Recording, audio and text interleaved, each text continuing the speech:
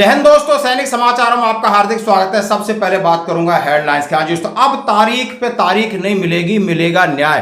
तो क्या equal military service paper न्याय मिलेगा?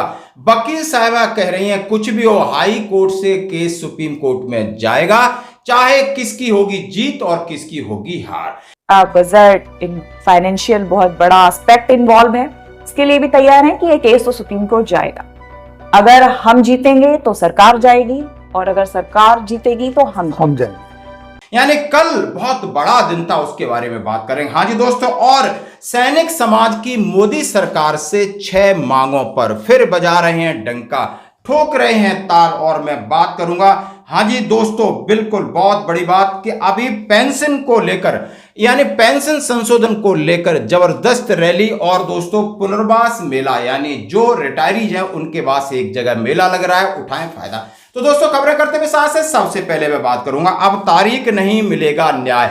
और दोस्तों ये कल का दिन बड़ा महत्वपूर्ण था, यानी 75 वर्ष स्थापना दिवस, उच्चतम न्यायालय का स्थापना दिवस। वहां पर कौन कौन था? माननीय महामहिम राष्ट्रपति जी, प्रधानमंत्री जी, चीफ जस्टिस ऑफ इंडिया यानी बार एसोसिएशन के अध्यक्ष कपिल सिब्बल और जज सेलिब्रिटी यानी लॉ मंत्री यानी मेघवाल साहब, सब कह रहे हैं कि न्याय नहीं मिल रहा है, न्याय में देरी क्यों हो रही है। दुनिया भर के जज से कहा यह हमारे सामाजिक जीवन का दुखद पहलू है कि कुछ मामलों में साधन संपन्न लोग अपराध करने के बाद भी निर्भीक और स्वच्छंद घूमते रहते हैं, और जो लोग उनके अपराधों से पीड़ित होते हैं वो डरे सहमे रहते मानो उन्हीं बेचारों ने कोई अपराध किया हो। दोस्तों ये शब्द किसके? ये महामहिम राष्ट्रपति जी के। इस देश में मैंने देखा है कि गांव का गरीब आदमी कोर्ट कचहरी जाने से डरता है, वो बहुत मजबूरी से ही अदालत की न्याय प्रक्रिया में भागीदार बनता है। प्राय वो अन्याय को चुपचाप सहन कर जाता है, क्योंकि उसे लगता है कि न्याय के लिए लड़ना उसके जीवन को और अधिक कष्टमय बना सकता है। उसके लिए एक बार गांव से दूर अदालत तक जाना ही बहुत बड़े मानसिक और आर्थिक दबाव का कारण बन जाता है। ऐसी स्थिति में बार बार तारीख देने यानी स्थगन की संस्कृति अर्थात कल्चर ऑफ एडजर्नमेंट से गरीब लोगों को जो कष्ट होता है उसकी कल्पना भी बहुत से लोग नहीं कर पाते। इस स्थिति को बदलने के हर संभव प्रयास किया जाना चाहिए।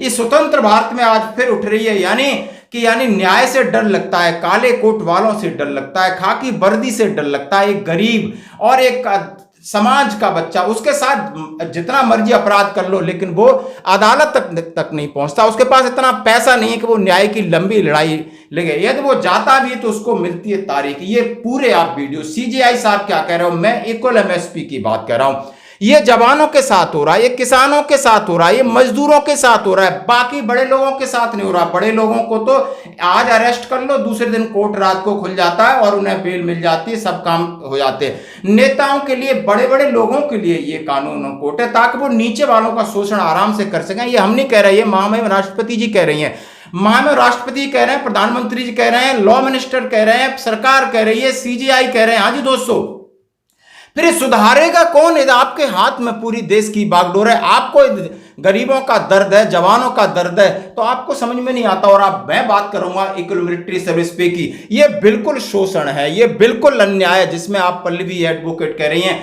कि आप देख सकते हो कि मामला बिल्कुल ही डिस्क्रिमिनेशन है। उन्होंने कहा है कि गोली ये नहीं देखती कि सामने अधिकारी है, सामने जवान है। आप अधिकारियों को 15,500 एमएनएस को दे सकते हो, जवानों को 5,200 क्यों? उन्होंने कहा है। जिस मृदुल ने जब इशू को देखा कि एमएसपी का मैटर है तो प्राइमरली ये बोला कि भाई एमएसपी तो फ्री सर्विस पे ये तो इक्वल मिलना चाहिए, कि जब गोली चलती है वहां पे तो गोली क्या जवान और ऑफिसर में डिस्क्रिमिनेट करती है? एक जज साहब ने हमें मान भी है, उन्होंने कहा ऑफ द रिकॉर्ड ये बात कही कि इस केस में बहुत दम है, लेकिन केस बहुत हाईलाइटेड है, केस के लिए बहुत बड़ा बजट चाहिए। जैसा कि सरकार हमेशा कोर्ट के ऊपर बीच में जाके अवरोध पैदा कर रही है, लेकिन उन्होंने बोला कोई बात नहीं, अगली सुनवाई 30 सितंबर को है।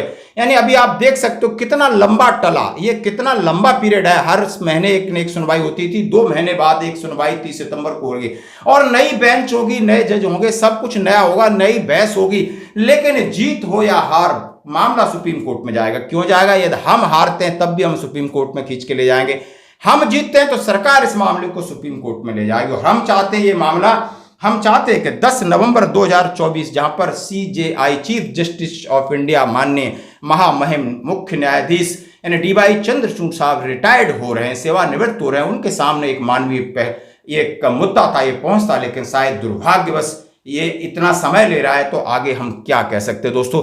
एक एक वीडियो को आपने इसको देखना है कि हर आदमी स्वीकार कर रहा है, लेकिन यदि स्वीकार कर रहा है तो आप न्याय कौन देगा? क्या पड़ोसी देश देगा आके? क्या और कोई अब दूसरी सरकार आएगी वो देगा या दूसरे लोग देंगे? आप खुद क्यों नहीं दे पा रहे? आखिर क्या समस्या है कि मामले 20-20 साल तक लटके, 10-10, 15-15, ये कोई न्याय है? कहते हैं कि देर से मिला हुआ न्याय कोई न्याय नहीं होता है, उससे तो कोई, इसीलिए गरीब बचता है, इसलिए उसका लगातार शोषण हो रहा है दोस्तों इस समाज में।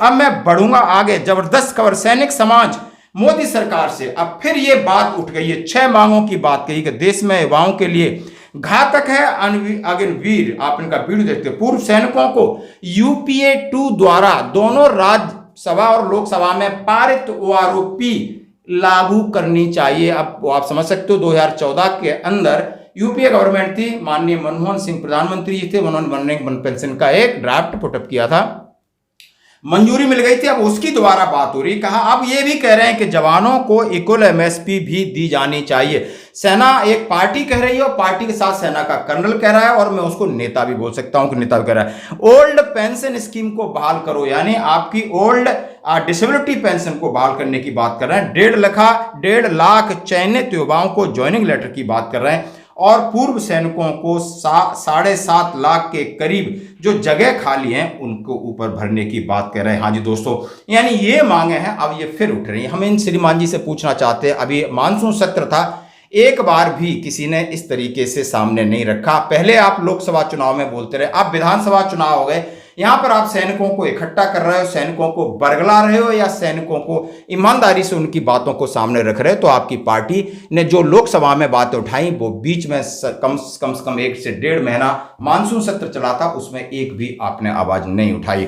इसका मतलब आप भी सैनिकों के ऊपर राजनीति कर रहे हैं, मैं सीधा कह रहा हूं। और दूसरी बात कह रहा हूं, हाँ जी दोस्तों, ओल्ड पेंशन स्कीम, पेंशन हमें अब बस पेंशन चाहिए, और इस पेंशन से कम कुछ नहीं चाहिए। आप देख सकते हो रोडों पर अब जनता, यानी अभी तक सोशल मीडिया पर चल रहा था, अब बिल्कुल रोडों पर आ गया, पूरा देश रोडों पर आने के लिए तैयार है। वो देश कह रहा है कि इतने यार का मतलब कह रहा है कि 125 करोड़ की आबादी में मात्र 30 लाख केंद्रीय कर्मचारी हैं, और उसमें नेताओं को पेंशन, ओल्ड पेंशन दे सकते हो तो मात्र सेना को दे सकते हो, तो बाकी लोगों को क्यों नहीं दे सकते?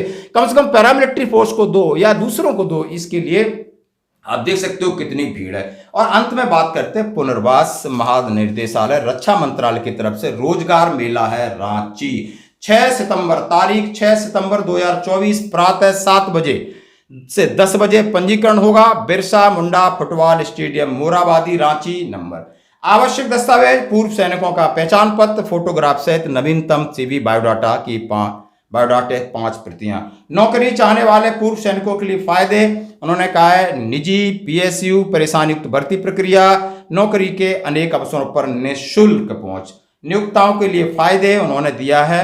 और उन्होंने कहा है संयुक्त निर्देशक स्वरोजगार एक एडवर्टाइजमेंट निकाला है, आप देख सकते हो, इसमें सीधी है कि आपको 6 सितंबर को 10 बजे 7 से 10 रजिस्ट्रेशन होगा। रांची पुनर्वास महानिदेशालय की तरफ से एक रोजगार मेला आयोजित किया जा रहा है। जो भी एक्स सर्विसमैन भाई हैं, जाएं, रजिस्ट्रेशन कराएं, और कहां उनको जॉब मिलती है उसका पूरा फायदा उठाएं। तो दोस्तों आज की खबरों में इतना ही, बने रही हमारे साथ। धन्यवाद। मूल्य योगदान दिया है। उच्चतम न्यायालय ने भारत के न्याय शास्त्र यानी जूरिस्प्रूडेंस को बहुत सम्मानित स्थान दिलाया है। इसके लिए उच्चतम न्यायालय सहित भारतीय न्यायपीठ से जुड़े वर्तमान और अतीत के सभी लोगों के योगदान की मैं सराहना करती हूँ। उच्चतम न्यायालय के 75वें वर्ष के उपलक्ष्य में तैयार किए गए फ्लैग और इंसिग्निया का विमोचन करके मुझे बहुत प्रसन्नता हुई है। इसमें उच्चतम न्यायालय का ध्येय वाक्य यह तो धर्म हो तो जय हो अंकित है। महाभारत में इस काव्यांश का उल्लेख कई बार हुआ है। इसका भावार्थ है कि जहाँ धर्म है वहाँ विजय है। मैंने देखा है कि गांव का गरीब आदमी कोर्ट कचहरी जाने से डरता है। वो बहुत मजबूरी से ही अदालत की न्याय प्रक्रिया में भागीदार बनता है। प्रायः वो अन्याय को चुपचाप सहन कर जाता है, क्योंकि उसे लगता है कि न्याय के लिए लड़ना उसके जीवन को और अधिक कष्टमय बना सकता है। उसके लिए एक बार गांव से दूर अदालत तक जाना ही बहुत बड़े मानसिक और आर्थिक दबाव का कारण बन जाता है।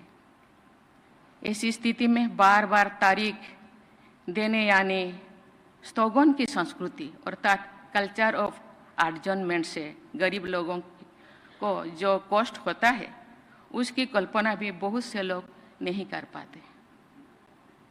इस स्थिति को बदलने के हर संभव प्रयास किया जाना चाहिए।